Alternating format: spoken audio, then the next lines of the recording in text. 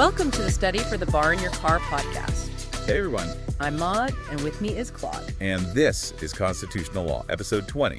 We're tackling the Fifth Amendment today.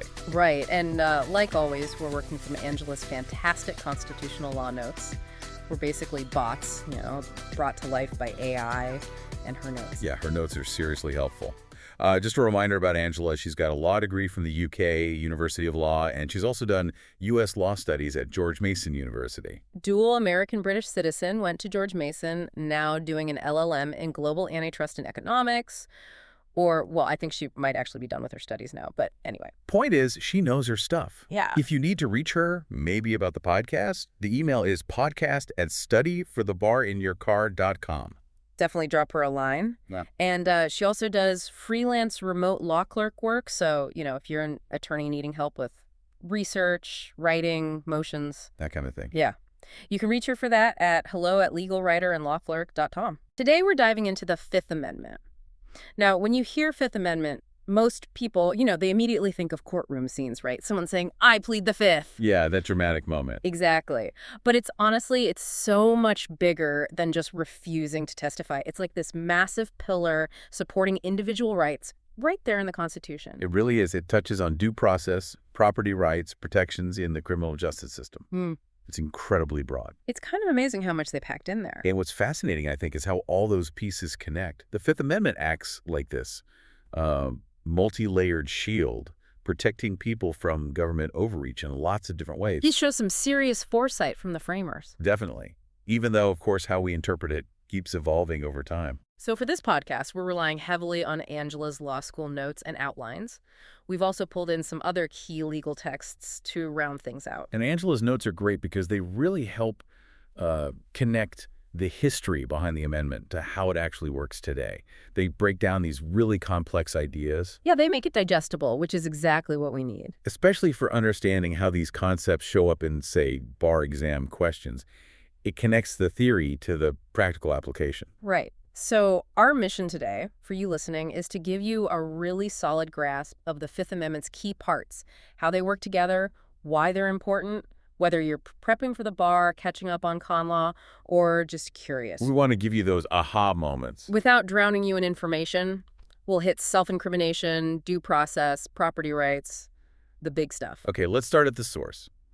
Reading the text itself is always the best foundation. Good idea. So the Fifth Amendment reads, "No person shall be held to answer for a capital or otherwise infamous crime, unless on a presentment or indictment of a grand jury, except in cases arising in the land or naval forces, or in the militia, when in actual service in time of war or public danger.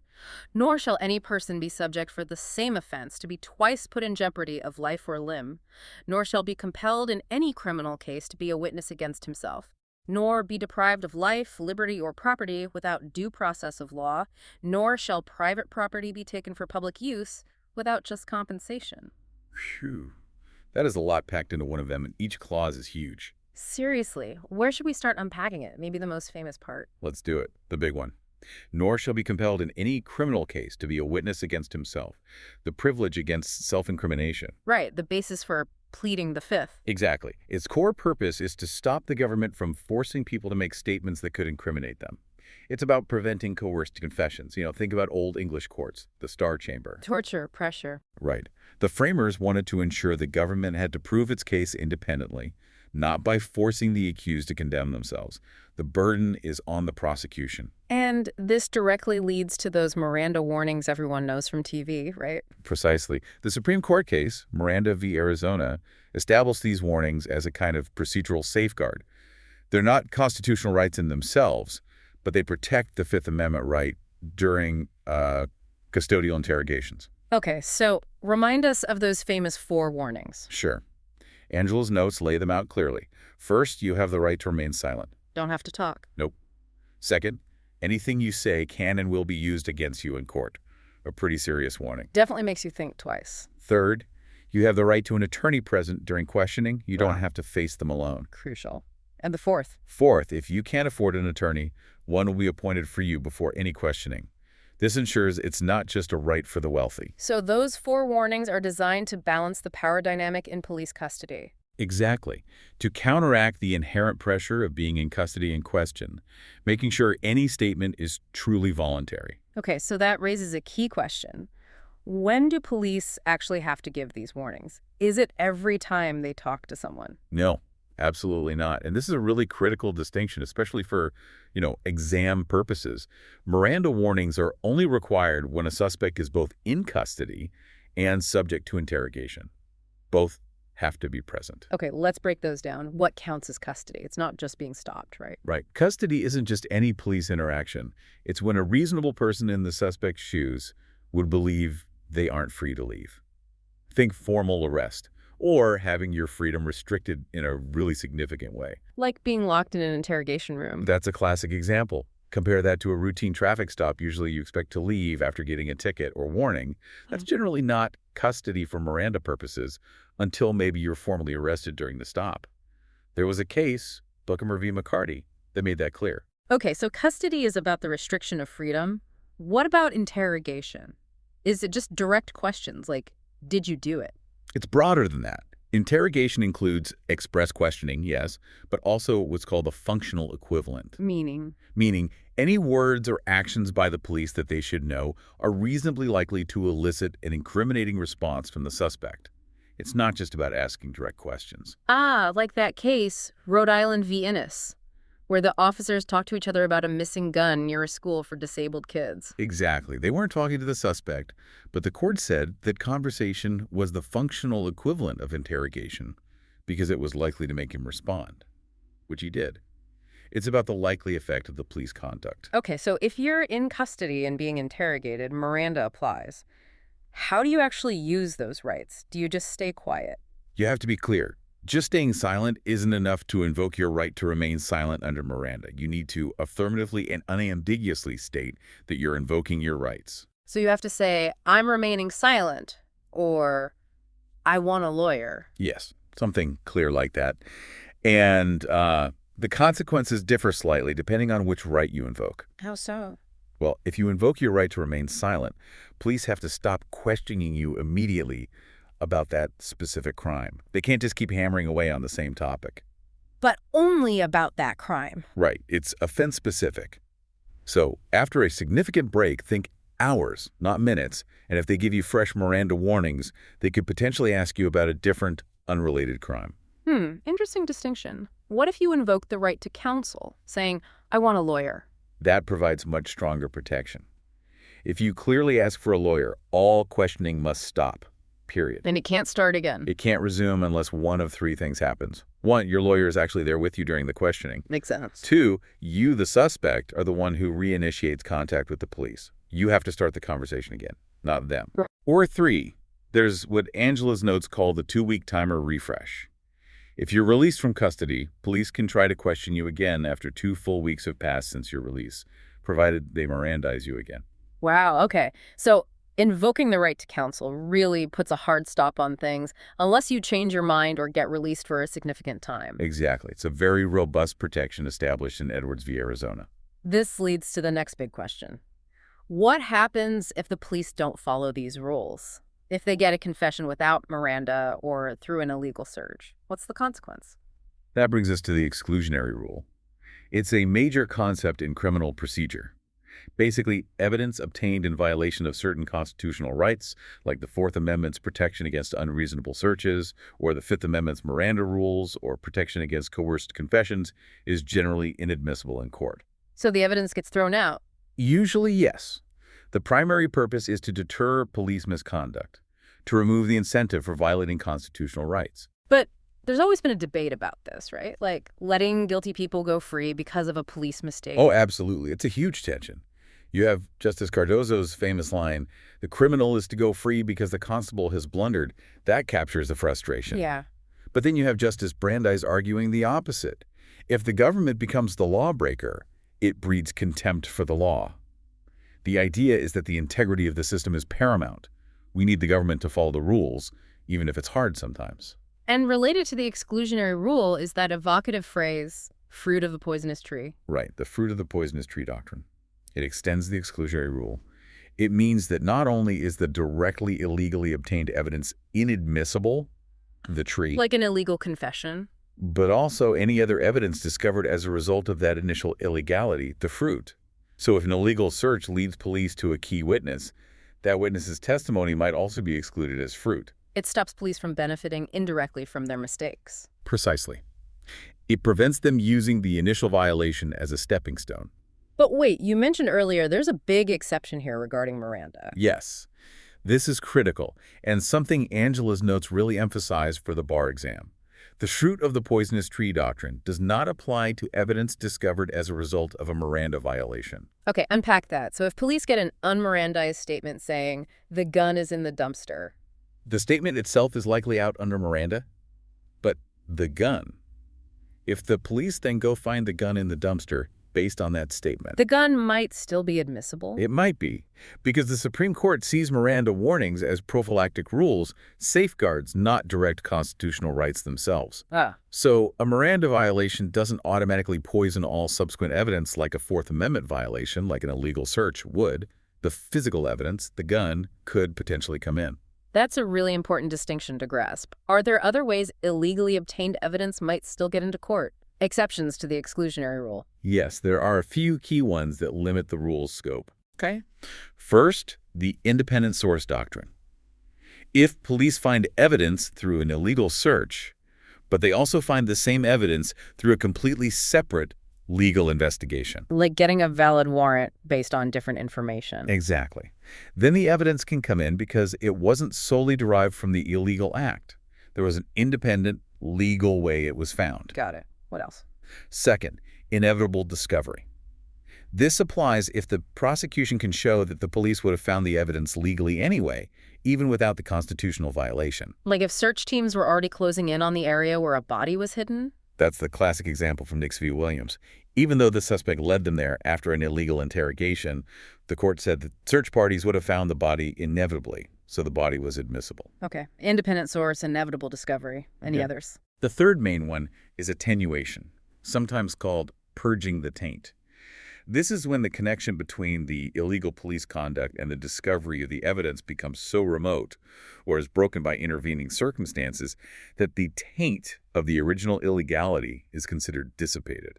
So enough time has passed, or something else happened to break the causal chain. Right. Factors like how much time passed, were there significant intervening events, and how flagrant the police misconduct was are all considered. Think Wong's Son, where a suspect was illegally arrested, released, and then came back voluntarily days later to confess. The court said the confession was attenuated enough from the illegal arrest. Okay, so those exceptions kind of fine-tune the exclusionary rule. Now, we've spent a lot of time on the criminal procedure side, but the Fifth Amendment is bigger than that, right? What about life, liberty, or property? Absolutely. That takes us straight to the Due Process Clause of the Fifth Amendment. Nor shall be deprived of life, liberty, or property without due process of law. And this one applies specifically to the federal government, right? The 14th Amendment has a similar clause for states. Correct. The Fifth Amendment's Due Process Clause restricts federal actions. And, as Angela's outlined stress, it's a fundamental guarantee of fairness. It means the government can't act arbitrarily when it impacts these core interests. And due process isn't just one concept, is it? There are two main types. Exactly. We talk about procedural due process and substantive due process. Okay, start with procedural. What's that about? Procedural due process is about the how. It dictates the procedures, the steps the government must follow before it deprives someone of life, liberty, or property. Like what kind of hearing do you get? Essentially, yes. The absolute core requirements are notice and an opportunity to be heard. Before the government takes away your federal benefits or fires you from a federal job where you have a property interest or takes your property, they generally have to tell you what they're planning to do and why, and give you a chance to argue against it before someone neutral. So fair procedure. Fair procedures. The amount of process needed can vary. Sometimes just written submissions are enough. Sometimes a full hearing with witnesses is required. The Matthews v. Eldridge balancing test helps figure that out, weighing your interest, the risk of a mistake, and the government's burden. Okay, that makes sense. So if procedural is the how, what's substantive due process? Substantive due process is about the what. It asks whether the government has a good enough reason to interfere with certain fundamental rights, regardless of the procedures it uses. It focuses on the substance of the law itself.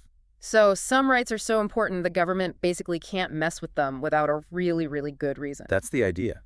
The courts have found that certain liberties, even if not explicitly listed in the Constitution, are so fundamental, so rooted in the traditions and conscience of our people as to be ranked as fundamental, that government interference triggers a very high level of review called strict scrutiny. Meaning the government has to show a compelling interest and the law has to be narrowly tailored to achieve it. Precisely. If a right isn't deemed fundamental, then the government action only needs to pass the much easier rational basis review, just a legitimate interest and a rational connection. Identifying these fundamental rights sounds like a major task for the courts. How do they decide what qualifies? Well, that's been a source of ongoing debate and evolution. Historically, there have been sort of two main approaches. One focuses heavily on historical tradition. Does this right have deep roots in our nation's history and traditions? If not, it's probably not fundamental. Think Bowers v. Hardwick, which initially upheld sodomy laws based on historical criminalization. Or Washington v. Glucksberg, finding no historical basis for a right to assisted suicide. A more backward-looking approach. Somewhat, yes. The other approach is often described as reasoned judgment or evolving values. It acknowledges that while history is important, our understanding of liberty can grow. Society changes, and new dimensions of freedom, as the court said in Obergefell, can become apparent. So it allows for recognizing rights that maybe weren't explicitly protected or even thought of historically. Exactly. Planned Parenthood v. Casey, reaffirming the core right to abortion, is an example. And Lawrence v. Texas, which explicitly overturned Bowers, recognizing a liberty interest in private, consensual adult sexual conduct, even though it wasn't historically protected. And Obergefell v. Hodges, recognizing same-sex marriage. A landmark example of that evolving understanding. The court looked at the history of marriage, yes, but also reasoned about the meaning of liberty, dignity, and equality in contemporary society to find that the fundamental right to marry extends to same-sex couples. What about other examples of these unenumerated fundamental rights? Privacy comes to mind. Yes, the right of privacy is a classic example derived through substantive due process.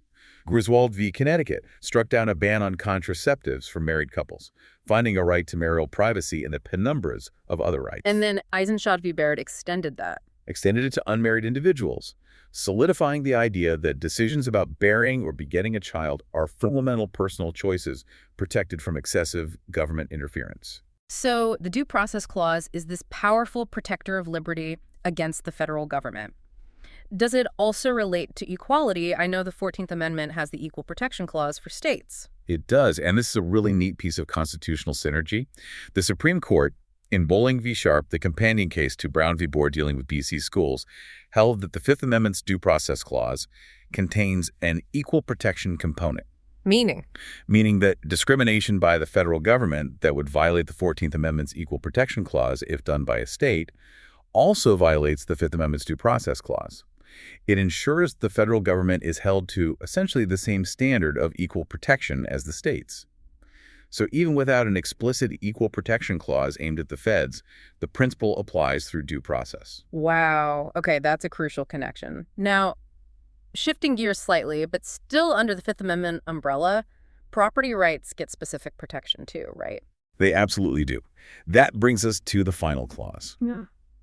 Nor shall private property be taken for public use without just compensation.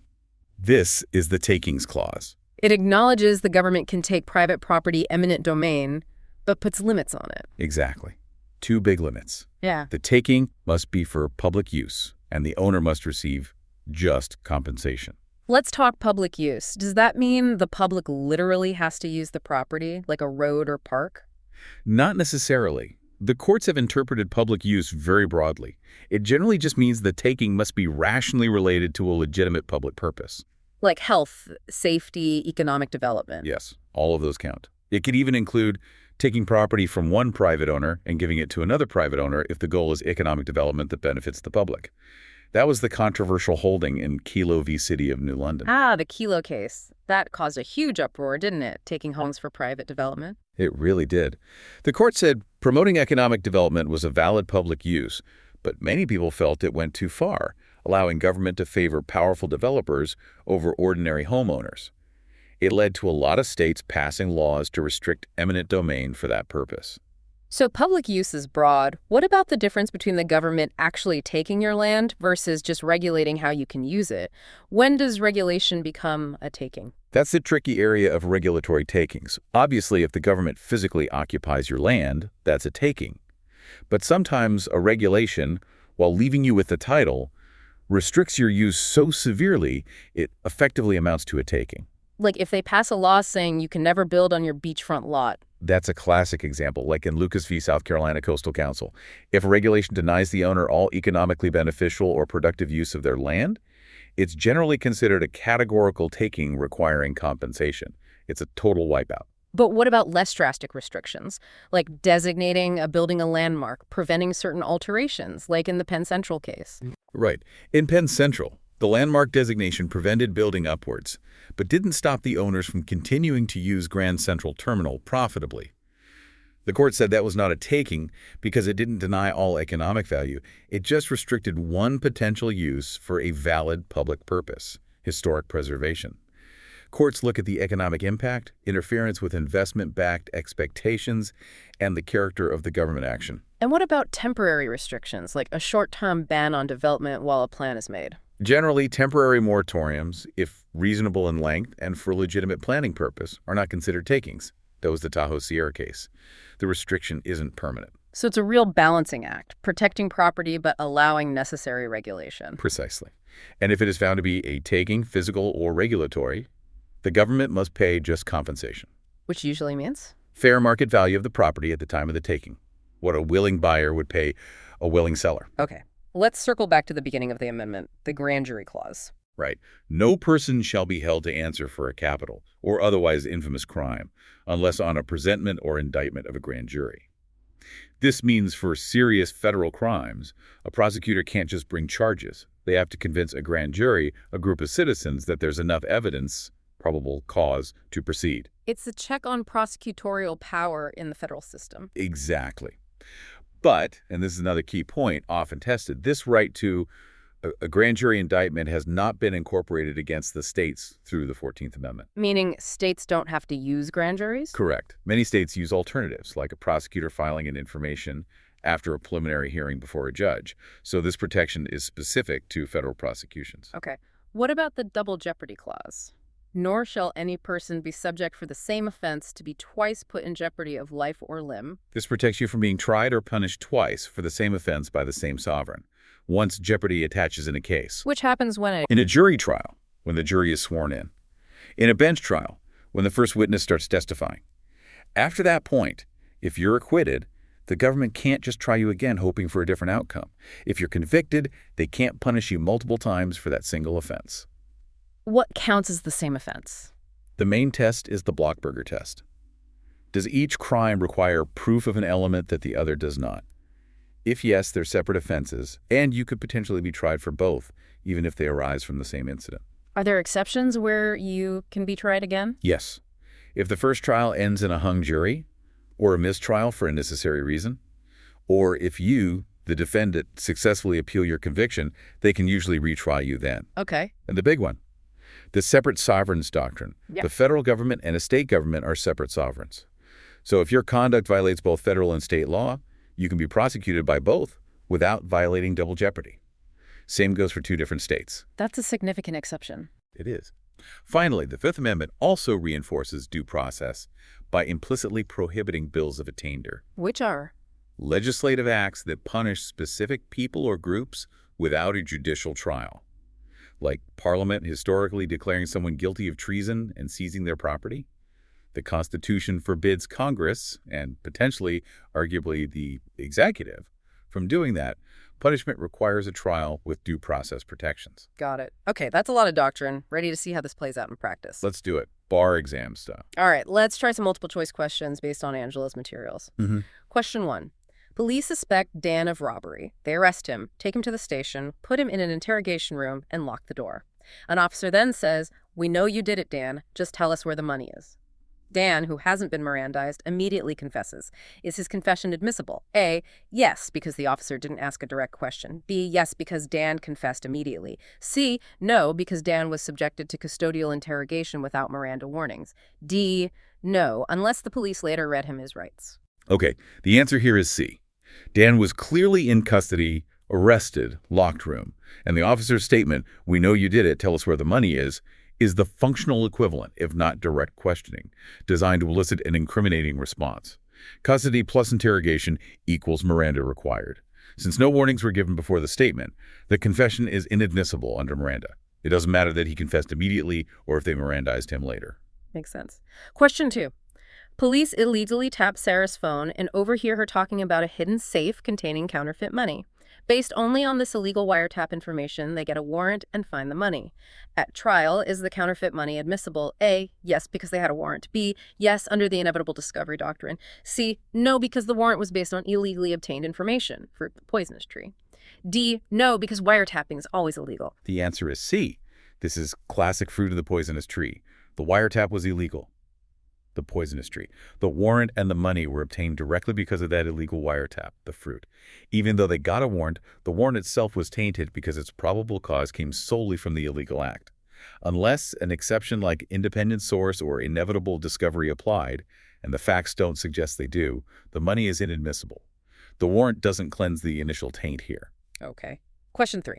The federal government passes a law requiring all citizens over 18 to submit DNA samples for a national database aimed at crime prevention. A group challenges this law under the Fifth Amendment's substantive due process, claiming a fundamental right to bodily integrity and genetic privacy. What level of scrutiny will a court likely apply? A, rational basis review. B, intermediate scrutiny. C, strict scrutiny. D, no scrutiny, as DNA collection is purely administrative. This one's likely C, strict scrutiny. While not explicitly listed, rights related to bodily integrity and privacy, especially concerning something as personal as DNA, are often considered fundamental. Government intrusion into these areas requires a very strong justification. Therefore, the government would likely need to show a compelling interest, like solving serious crimes, and prove the law is narrowly tailored, the least restrictive means, to achieve that interest. Rational basis is too low for such a significant privacy intrusion. Good reasoning. Question 4. The Federal Aviation Administration, FAA, adopts a new regulation changing pilot certification requirements. They publish the proposed rule online, allow 60 days for public comments via email or mail, and consider the comments before finalizing the rule. A pilot group argues their procedural due process rights were violated because they weren't given an in-person hearing. Are they likely correct? A, yes, because certification is a property right requiring a hearing. B, yes, because 60 days is insufficient time for complex rules. C, no, because notice and an opportunity for written comment generally satisfy due process for rulemaking. D, no, because the FAA has unlimited power over aviation safety. The answer is C. For general rulemaking that affects a large group, procedural due process usually requires notice, publishing the proposed rule, and an opportunity to be heard, allowing comments. An individual trial-type hearing isn't typically required for adopting regulations of general applicability. While pilot certification involved liberty property interests, the process described notice and written comment period likely satisfies the minimum requirements of due process in this context. All right, last one. Question 5. A city zones Maria's undeveloped land, previously zoned for commercial use, as permanent open space, forbidding any construction whatsoever to preserve scenic views. The land becomes essentially worthless for development. The city offers no compensation. Is this likely a taking? A, no, because preserving scenic views is a legitimate public purpose. B, no, because Maria still owns the title to the land. C, yes, because the regulation likely denies all economically viable use of the land. D, yes, but only if the city physically occupies the land. The answer is C. This scenario mirrors the Lucas case. When a regulation denies the owner all economically beneficial or productive use of their land, making it worthless, it's considered a categorical regulatory taking, even if the owner keeps the title and the government doesn't physically occupy it. While preserving views is a legitimate goal, ruling out A, achieving it by rendering private property completely valueless likely constitutes a taking requiring just compensation under the Fifth Amendment. Okay, those MCQs really highlight how these doctrines work. Now for the bigger challenge, the essay question. This pulls multiple concepts together. Essay question. Dave operates a small bookstore in a building he owns in Capital City, governed by federal law. The Capital City Planning Commission, CCPC, a federal agency, designates Dave's historic neighborhood an enhanced preservation zone. The new zoning ordinance requires Dave to replace his modern storefront sign with a historically accurate, much more expensive one within 6 months or face daily fines. Dave was not given individual notice before the ordinance passed, only a general notice published in a local newspaper. Separately, federal agents suspect Dave is involved in distributing counterfeit textbooks. They arrest him at his store. In the police car, before any Miranda warnings, one agent says, "We found counterfeit books in your back room. Your supplier must be Mr. Big, right?" Dave, feeling overwhelmed, nods silently. Later at the station, after being Mirandized and waiving his rights, Dave confesses fully. Analyze the admissibility of Dave's nonverbal affirmation, the nod, in the police car under the Fifth Amendment. Discuss whether the CCPC zoning ordinance regarding the sign violates Dave's procedural due process rights under the Fifth Amendment. Evaluate whether the zoning ordinance requiring the sign replacement constitutes a taking, requiring just compensation under the Fifth Amendment. Okay, before we break down the IRSC, let's spot the main issues. Sure.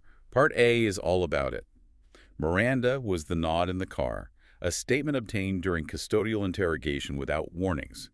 And what's the effect of the later Mirandized confession? Part B focuses on procedural due process. Was the notice given for the zoning ordinance sufficient before depriving Dave of property imposing a cost? Part C hits the takings clause, is forcing Dave to pay for an expensive sign replacement, a regulatory taking, or just a permissible regulation. Perfect. Let's walk through the IRSC. All right. Part A, admissibility of the nod and later confession. The issues are, 1, whether Dave's nonverbal nod in the police car is admissible, given it occurred during custodial interrogation before Miranda warnings, and 2, how the pre-warning nod affects the admissibility of his later Mirandized confession. The Fifth Amendment, via Miranda, requires warnings before custodial interrogation. Custody means formal arrest or equivalent restraint. Interrogation includes express questioning or its functional equivalent likely to elicit an incriminating response. Nonverbal acts intended as assertions, like a nod, can be testimonial and thus protected. Statements obtained violating Miranda are generally inadmissible. However, a subsequent confession obtained after proper Miranda warnings and a valid waiver may be admissible, unless the circumstances show the initial unwarned statement rendered the later confession involuntary, the Oregon v. Elstad and Missouri v. Seibert analysis. A key factor under Seibert is whether police used a deliberate two-step strategy to undermine Miranda. 1. Dave was under arrest and in a police car clearly custody. The agent's statement, "Your supplier must be Mr. Big, right?" is express questioning, or its functional equivalent, designed to get an incriminating response. Dave's nod, in this context, is a nonverbal affirmation and assertion of fact and thus testimonial.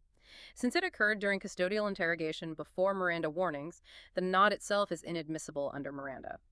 2. The later confession occurred after warnings and waivers. Under Elstad, this confession is often admissible if voluntary, as the initial failure to warn doesn't automatically taint the later statement. However, under Seibert, if the police deliberately used a two-step tactic, question first, warn later, to get the confession, the post-warning confession might also be inadmissible unless curative measures were taken. Here, the facts don't explicitly state a deliberate tactic, but the sequence, questioning in car, then warning at station, raises the possibility. If deemed a deliberate two-step, the later confession could be inadmissible. If not deliberate, and the later waiver was knowing and voluntary, the confession might be admissible despite the earlier inadmissible nod. Dave's nod in the car is likely inadmissible due to the Miranda violation. The admissibility of the later station house confession depends on whether the police employed a deliberate two-step interrogation strategy. If so, it's likely inadmissible under Seibert. If not, it may be admissible under Elstad if voluntary. Part B, procedural due process and the sign ordinance. Does the CCPC zoning ordinance violate Dave's procedural due process rights by requiring a sign replacement without providing him individual notice? The Fifth Amendment's Due Process Clause requires the federal government to provide notice and an opportunity to be heard before depriving a person of life, liberty, or property. Property interests include the ownership and use of real property and the money required to comply with regulations. Notice must be reasonably calculated under all circumstances to apprise interested parties of the pendency of the action and afford them an opportunity to present their objections. While notice by publication might suffice for general legislation, individualized notice is often required when a government action targets specific individuals or properties for significant deprivation. The ordinance requires Dave to spend significant money, a deprivation of property, on a new sign, and imposes fines for noncompliance. This triggers procedural due process. The notice provided was a general publication in a newspaper, not individual notice to Dave, whose specific property is directly affected by the sign requirement. While notice by publication might be okay for generally applicable zoning laws, this ordinance imposes a specific, potentially costly burden directly on Dave and presumably other specific property owners. Given the direct financial impact and the specific nature of the requirement targeting his property, general newspaper notice is likely insufficient. Due process probably required more direct notice reasonably calculated to reach Dave before the ordinance took effect and imposed the compliance costs and potential fines. The CCPC likely violated Dave's procedural due process rights by failing to provide adequate, likely individualized notice before imposing the costly sign replacement requirement. Part C, Takings Clause and Sign Ordinance. Does the zoning ordinance requiring Dave to pay for a historically accurate sign constitute a regulatory taking requiring just compensation? The Fifth Amendment requires just compensation if private property is taken for public use. A taking can occur through regulation. Courts analyze regulatory takings using the Penn's central factors. 1. The economic impact of the regulation on the claimant. 2. The extent of interference with distinct investment-backed expectations. And 3. The character of the governmental action. Generally, regulations requiring property owners to incur expenses to comply with health, safety, or aesthetic standards, especially in historic districts, are not considered takings if they don't deny all economically viable use of the property and substantially advance legitimate state interests. The ordinance serves a legitimate public purpose, historic preservation, and aesthetics in the designated zone. The character of the action is regulatory, aimed at maintaining the neighborhood's historical character. The key factors are economic impact and investment expectations. The ordinance imposes an economic burden, the cost of the new sign. However, this cost, while potentially significant to Dave, likely doesn't deny him all economically viable use of his bookstore property. He can still operate his business. It interferes with his expectation of using a modern, perhaps cheaper sign, but regulations often adjust economic expectations. Unless the cost of the sign is so exorbitant as to effectively destroy the value or usability of the property, which seems unlikely from the facts, it probably doesn't rise to the level of a compensable taking. It's more akin to a burden imposed as part of a valid regulatory scheme for the public welfare. The ordinance requiring Dave to replace his sign is likely not a compensable taking under the Fifth Amendment, provided the cost doesn't eliminate all economically viable use of his property. It appears to be a permissible exercise of the government's police power for historic preservation. Wow. Okay. Walking through that really shows how these different clauses, Miranda, due process, takings, can all come up in one situation. We've covered a huge amount today. We really have. From self-incrimination in Miranda, the exclusionary rule, the deep waters of due process, property rights under the Takings Clause, plus grand juries, double jeopardy. It just underscores how foundational the Fifth Amendment is, and honestly, we couldn't have navigated it this clearly without Angela's fantastic constitutional law notes. They were invaluable. So a massive thank you to Angela for sharing her work with us and, by extension, with all of you studying. Definitely. And just a couple of quick, important reminders. Angela is a law student, just like many of you tuning in. So neither Angela nor this podcast is giving legal advice. This is purely for educational purposes, an academic, non-commercial project to help with bar prep. Please keep that in mind. And, while we AI hosts are pretty advanced, we're not perfect. AI isn't a substitute for your own hard work and study. Sometimes we make mistakes. Angela certainly tries to correct any errors in the source materials if they pop up. Your own brain is still the best tool you have for the bar exam. Absolutely. And one last thing, if you were listening to this while driving, please be safe on the road. Focus on driving. Don't cause a tort while listening to con law. Good advice. If you do need to reach Angela, you can email her at podcast@studyforthebarinyourcar.com. That's podcast@studyforthebarinyourcar.com. And remember, she also works as a freelance remote law clerk. So attorneys needing help with research, writing, or motions can reach her at hello@legalwriterandlawclerk.com. Okay, before we go, as tradition demands, the cheesy Fifth Amendment joke. Why did the Fifth Amendment break up with the Fourth Amendment? I don't know why. Because it felt the Fourth Amendment was always searching for problems, while it just wanted the right to remain silent. Oof. Hey, I tried. We're your AI hosts, Claude And Maude, signing off. We'll catch you on the next podcast, diving into the Sixth Amendment. Thanks for listening. Bye. Bye, everyone.